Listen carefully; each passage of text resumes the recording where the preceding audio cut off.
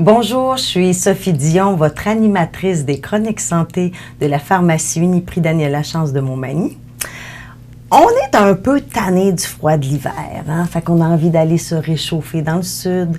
Mais qui dit voyage dit soleil, qui dit soleil dit écran solaire.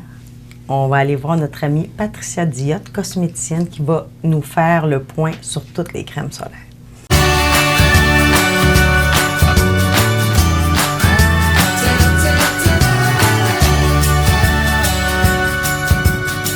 Bonjour Patricia. Bonjour Sophie. Ça va bien? Ben oui, toi? Oui. Comme j'ai dit tantôt, Il fait frette. Oui, il fait frette. On a envie d'aller dans le sud. Mais quand on va dans le sud, maintenant, on ne peut plus prendre de chance avec le soleil. Non, hein? ça nous prend un bon soin solaire et ça, même l'été, mais bon, on est au mois de février, Ouais. on va aller se faire réchauffer comme tu as dit. Oui. Donc, oui, ben en fait, pour ça, premièrement, les rayons UV, en fait, c'est important de savoir que c'est la principale cause de vieillissement prématuré de la peau. Donc, il faut faire attention. Donc, le pourquoi de bien se protéger aussi. Bien que les rayons nous réchauffent, on aime bien ça, un petit Ouais. bronzette sur le bord de la piscine, avoir le temps. On a l'impression d'être moins malade, mais... Oui, c'est ça c'est une exactement. impression. Mais il faut faire attention parce que le soleil, en fait, c'est pas bon pour Ouais. la peau en On tant parle que de telle. vieillissement de la peau, mais on peut pas ne pas parler de cancer, Non, bien, malheureusement. soleil, cancer, c'est sûr et certain qu'on pense à ça De plus en principalement. plus, Et de hein, plus aussi. en plus, avec le réchauffement climatique, la pollution, Ouais. les indices UV sont en augmentation et plus ça va. Le soleil est de plus en plus puissant, de Plus, plus en plus fort. Exactement, donc les UVA, les UVB. Donc, il faut vraiment faire attention à ça. Donc, c'est super important d'utiliser un soin solaire adapté au type de peau et au phototype de la personne aussi. OK, c'est quoi le phototype de la personne? Ben, en fait, le phototype, quand vous allez vous présenter en pharmacie ou même avec cosméticienne ou pharmacien, le phototype, on va le déterminer par 4 facteurs. Donc, la couleur de peau, la couleur des cheveux, la réaction au soleil aussi et le type de bronzage. En fait, de nos parents, on a hérité de plusieurs spécifications cutanées, si on veut, donc la couleur des cheveux, des yeux, de la peau. Donc, c'est ce qui va vraiment aller déterminer le phototype. Parce qu'exemple, si je prends moi, les cheveux foncés, les yeux bruns, donc moi, je bronze quand même assez facilement au soleil. Je brûle pas C'est pas nécessairement. mon cas. C'est pas C'est mon ça, cas. donc... Moi, je brûle facilement. C'est au ça, soleil. exactement. Donc, les cheveux blonds, les petits yeux clairs, peau laiteuse. Donc, c'est sûr que le facteur de protection solaire, le FPS, en fait, ne sera pas le même d'une personne à l'autre à ce moment-là. Donc, il faut vraiment bien le Donc, déterminer. acheter un pot pour toute la famille, c'est pas nécessairement la meilleure des choses. Pas nécessairement. Surtout quand on parle au niveau des enfants, il faut vraiment faire attention. La peau beaucoup plus fragile. Donc, c'est sûr que pour les enfants, maintenant, il y a vraiment des crèmes solaires conçues pour les Spécifiques enfants, pour pour eux. la peau des enfants, exactement. Mais là, on va vraiment parler d'un FPS 50 minimum. Puis quand on parle d'une crème spécifique pour les enfants, on entend jusqu'à quel âge? On parle pas juste des poupons, là? Bien, c'est sûr qu'on ne conseille pas jusqu'à 6 mois d'exposer un enfant au soleil. Donc, c'est sûr que les petits bébés d'été, donc bien abriés, un chapeau à l'ombre le plus possible. Mais à partir de 6 mois, donc, on peut utiliser de la crème solaire. La différence, c'est qu'ils vont souvent avoir un écran total à l'intérieur. OK. Donc, on va parler de zinc ou ce genre d'ingrédients-là. Donc, le petit aspect Puis blanchâtre. jusqu'à quel âge, les enfants? Ben, en fait, c'est à partir de 6 mois jusqu'à la fin de notre vie. On utilise la crème solaire. Mais je Fait veux qu'il y a dire, pas comme de- si, tu sais, une maman là, qui fait, bon, ben moi, mon fils est rendu à 12 ans, faut-tu que je mette encore de la crème pour enfants ou je vais vers la crème pour adultes? Ça va dépendre au niveau de la... Honnêtement, moi-même, Rendu là. pour moi, l'été, j'utilise la même crème solaire que mon petit. Fait que je suis sûre d'être protégée, en fait. Fait que c'est sûr qu'une crème C'est pour mieux enfants ça va que être... le contraire. Exactement, va être beaucoup plus adaptée, là. Fait qu'une crème solaire pour enfants peut être mieux utilisée pour un adulte que le contraire. D'accord. Ah, ben super. Puis c'est quoi les différences? Tu nous as parlé UVB, UVA. C'est quoi ça déjà, là, si tu nous démêles ça? Oui, mais en fait, il y a une différence entre les deux. Ouais. Si on dit UVB, donc on B, brûlure, donc on va parler plus du bronzage et, bon, quand on dit brûlure, bon, les fameux coups de soleil qui sont pas très agréables, mais qu'on passe pas mal tout par là au moins une fois dans sa vie. Ça va représenter également 5 des rayons UV qui vont toucher l'épiderme, donc la surface.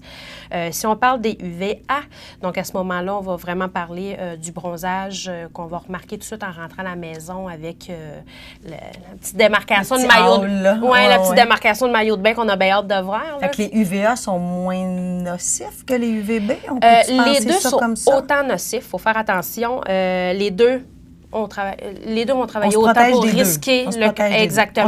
On se protège des UV, point, qu'ils soient A ou B. Il faut se protéger, c'est ça exactement. La différence, c'est qu'avec les UVA, ils vont traverser les nuages et le verre. Donc, les vitres de voiture, c'est eux qui vont refléter au niveau de la neige, de l'eau. Oui, ils sont tannants, ceux-là, exactement. Mais quand on parle de UVA autant que de UVB, il faut faire attention, il faut se protéger parce que les deux augmentent le risque du cancer de la peau égal. Ben oui. Puis ça veut dire que faut vraiment, quand tu me parlais de, des caractéristiques de chacun, faut pas avoir peur d'aller en pharmacie, de dire, moi, je m'en vais faire tel type de voyage, je vais être exposée au soleil de telle façon, approximativement tant d'heures, parce que j'imagine quelqu'un qui fait un voyage puis qui s'en va se coucher en dessous d'un palapace, un autre qui aime ça être au gros soleil couché, ou quelqu'un qui va qui va marcher en montagne toute la journée puis qui monte d'un glacier, il est exposé au soleil autant si ce n'est... Non, bien, c'est ça exactement. C'est sûr que durant l'année, tout dépendamment des saisons, les UV vont être moins... différents. Moins forts. L'indice UV va être moins élevé. Exemple, déjà, à ce temps-ci de l'année, il n'y en a pas beaucoup comparativement en plein mois de juillet, en fait. Par contre, il y a quand même des UVA qui vont être présents. Donc, pour la personne qui veut juste faire un in and out, en fait, donc une protection urbaine qu'on va appeler. Souvent, bon, on va parler des taches pigmentaires, le problème qu'on entend parler le plus souvent, les fameuses taches brunes. Là. En vieillissant, qui s'amplifient. Bien, en vieillissant, mais que tout le monde maintenant peut être affecté, en fait, par ce type de problématique cutanée-là. Donc, à ce moment-là, on va parler d'un FPS de 15, juste pour avoir une petite protection quand même, juste pour une petite protection. Par contre, quand on parle vraiment d'une exposition prolongée, là, à ce moment-là, on va augmenter le FPS à un minimum de 30. Mais encore là, comme je disais tantôt, ça va dépendre du phototype de la cliente. Donc, quelqu'un qui est allergique au soleil ou qui fait de fortes réactions va aller opter pour un FPS. Ça existe, une allergie au soleil? Ça existe. C'est plus rare, mais oui, ça existe, les allergies au soleil. Donc, à ce moment-là, les crèmes solaires sont souvent beaucoup plus prescrites par des dermatologues. Des écrans totales. Là. Ça, c'est... moi, j'appelle ça texture pâte à pizza. Là. C'est un peu plus... On se bête jaune. Exactement. Là. Il n'y a vraiment aucun rayon qui va passer au travers de la peau, mais là, c'est vraiment des crèmes solaires vraiment spécifiques à ce type de peau-là. OK. Donc, il ne faut pas avoir peur d'aller vous voir puis que vous nous expliquiez c'est quoi. Parce que, tu sais, comme moi, honnêtement, là, comme consommatrice, là, je rentre à la pharmacie, je fais, bon, ben moi, j'ai besoin d'une crème solaire 30 puis une 50 parce que je sais que moi, je brûle. Fait qu'au début, je vais mettre un peu de 50, après ça, je vais mettre de la 30. Mais finalement, je me rends compte que ma théorie n'est pas bonne du tout à t'écouter. Mais... oui, on a l'impression qu'on n'a pas besoin d'aide de quelqu'un pour ça. Non, c'est ça, mais ce qu'il faut faire attention aussi, en fait, c'est que le FPS qui va être indiqué sur la boîte ou l'emballage du produit en tant que tel, c'est le facteur de protection solaire. Il va indiquer les UVB. Donc, on va avoir un FPS de 15, 30, 40, 45, 50, 60. Mais ils vont vraiment parler des UVB. Là, je regarde ma fille, mais je ne vais juste pas vous induire en erreur. Vas-y. Si on parle du FPS de 15, par exemple, on va aller protéger environ 93 des UVB. Si on y va avec le FPS de 30, on parle de 96,7, 50, 98 et FPS 60, 98,3. La différence, c'est pas si gros écart. Hein? Non, mais vous remarquerez aussi beaucoup en pharmacie maintenant, FPS 60, on en voit moins. Donc, c'est de la 50 plus. C'est vrai. De plus en plus parce que, bon, la différence est tellement peu énorme que un FPS 60 ou un FPS 50, rendu en fait... là, ça ne change rien. Oui, on peut voir ça comme ça. C'est sûr que la cliente qui, bon, je vais vraiment te protéger, va avoir peut-être plus confiance entre un FPS 60 déjà là. On voit aussi beaucoup de, ben moi, je mets un FPS 110. Il faut faire attention. Parce que si on pense justement au FPS 60 qui protège 98,3, la 110 est totale? En fait, non, à part vraiment un écran total qui va être indiqué avec des ingrédients spécifiques à l'intérieur, n'aura pas une protection aussi élevée, en fait. ou ça va être un 1,2 La différence va être minime, c'est ça, contrairement à ce qu'on peut penser. Exactement. Donc, c'est vraiment c'est un peu piégeant. Comment est-ce qu'on fait pour s'y retrouver? Là, on regarde, on rentre à la pharmacie, il y en a tellement de produits, de marques, de sortes. On s'y retrouve comment comme consommateur à savoir qu'est-ce qui nous convient le mieux? Bien, c'est sûr que premièrement, je vous conseille de venir voir la cosméticienne. Donc, nous, à ce moment-là, bon, on va regarder le phototype, comme que je parlais tout à l'heure à ce moment-là. On va vraiment adapter le FPS qui va être adapté pour vous. Il faut faire attention aussi au niveau de la crème qu'elle soit photostable. Donc, quand on parle de photostabilité d'une crème, c'est exemple, vous allez vous appliquer une crème solaire.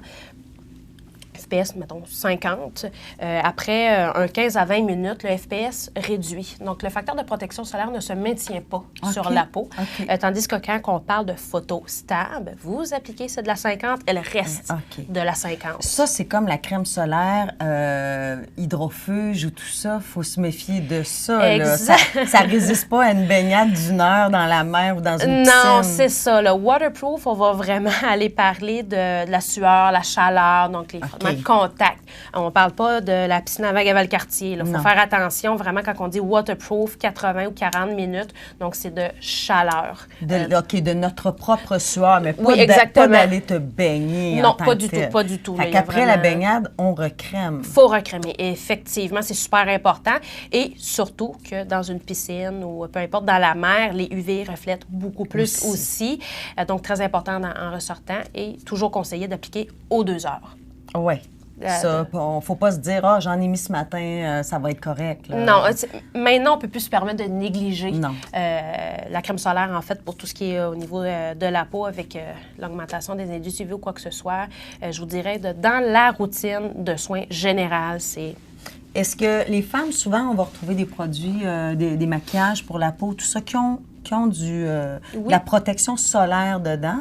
Est-ce qu'on peut se fier à ça? Est-ce que c'est assez ou faut se remettre de la crème solaire par-dessus notre maquillage?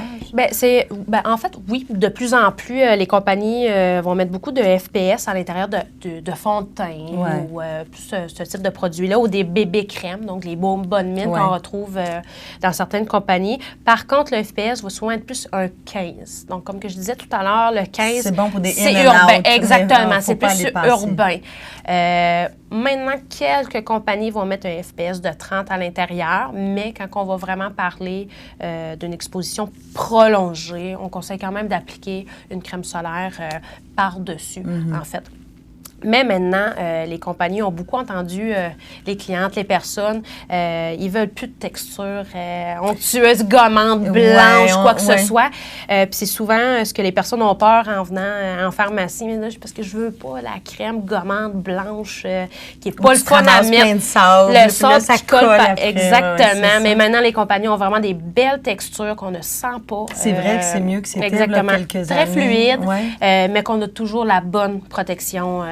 Oui, puis il y a des sprays aussi. Il faut faire attention au vent parce que sinon, on perd tout notre spray puis on ne l'a pas sur la peau. On pense exactement. qu'on est protégé, donc, autant qu'on peut l'avoir en crème, autant qu'on peut l'avoir en lait, en aérosol aussi.